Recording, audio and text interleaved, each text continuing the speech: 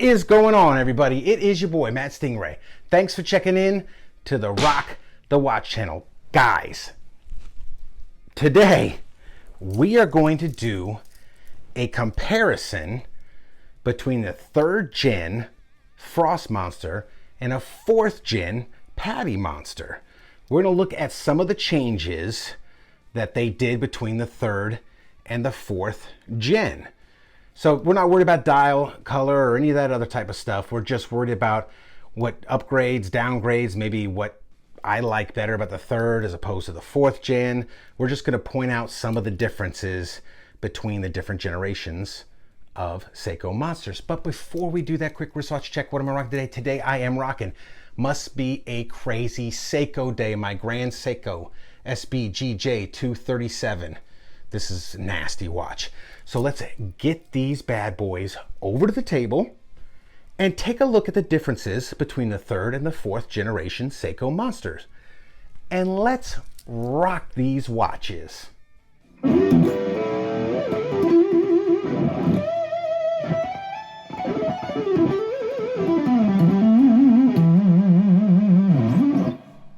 All right, guys, so here they are. The 3rd generation Frost Monster and the 4th generation Patty Monster.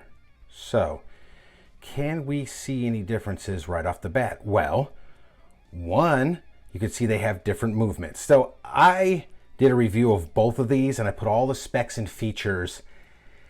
They got all the specs and features in those videos. So I'm not going to go focus heavily on specs and features in this video. I'm going to put the links to those 2 videos at the end of this one. So if you want to know all that stuff, go check those out. These are just kind of an overview of what the differences are.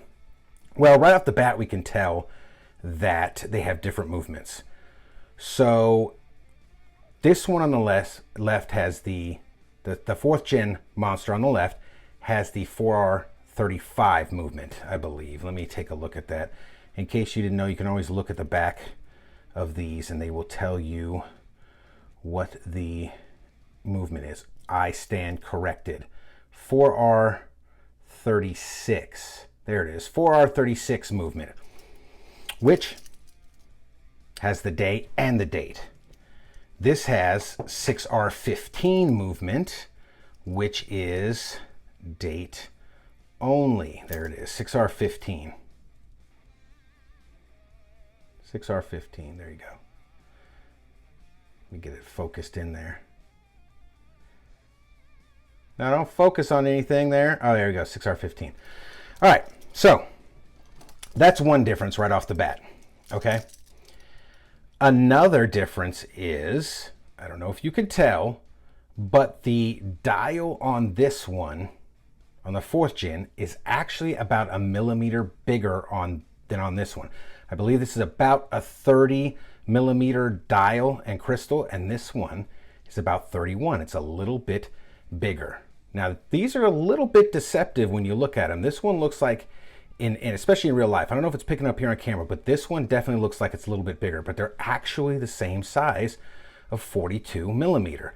The differences are, and I'm gonna turn them on their side, is this one actually it's either straight up or slightly concaved in on the case here. Looks like it goes more straight up. This one, however, look at that angle. It kind of goes up. It tapers. So the case is actually smaller on the 4th gen and it tapers up to 42 millimeters on the bezel. Whereas this one, let's put them side to side. As you can see, this one's got the taper. Also on the side, as you can see, the bezel has some grip here, some serrations or whatever you want to call it, and these cutouts kind of come down, flatten out, and go back up. These do not have any serrations, and these kind of go pointed like a bullet or something. See how those are kind of pointed and these are kind of square? So, and there's slight differences to the grip on the crown. The guards on this one, if you notice, come all the way out, and there's nothing really blocking the crown on this one, whereas this one, the crown is kind of obscured a little bit by the, let me see if I can grab it. Let me see underneath the difference in the two. So there's that. There's the bracelet. The bracelets they look similar, and then all of a sudden, boom, this does not have that pronounced step, that weird bracelet thing going on. You can especially see it on the other side. The clasp is wider on this one to match it. Look at that right there. That was always kind of weird, where this one tapers more naturally and the clasp is bigger. So they did widen the clasp. Still has 4 micro adjust. Yeah, they don't have this weird pronounced step thing. This one's got a rounded, and the case back's kind of rounded and shinier. This one is more of an angle, brushed, and it's flat, and then just the center is shine. So this one says Divers Watch 200. This one says, let me turn it this way, Air Divers 200 millimeters, 200 meters. I mean, I don't know what the difference, if anything, you know, what that makes. But yeah, those are just some of the subtle changes that they did. As you can see, this one kind of here's another one. This one has like what you would call maybe a proper end link with a male link. This one just goes straight across on the bracelet. You see, it doesn't have like an end link there. So that was one of the differences. The bezel's a little bit thinner than this one to accommodate the bigger dial and crystal. Hands are a little bit different. They changed a little. Now this one does have the colors of the PADI, which is the Professional Association of Diving Instructors. So, I mean, that's what the color scheme is, which I believe why the second hand and minute hand are red. But they're very similar. A few subtle changes on the dials and the indices. These are more, I don't know, trapezoidal. These are kind of rectangle. So yeah, man, there is still no sign crown on this one, though. Still no sign crown.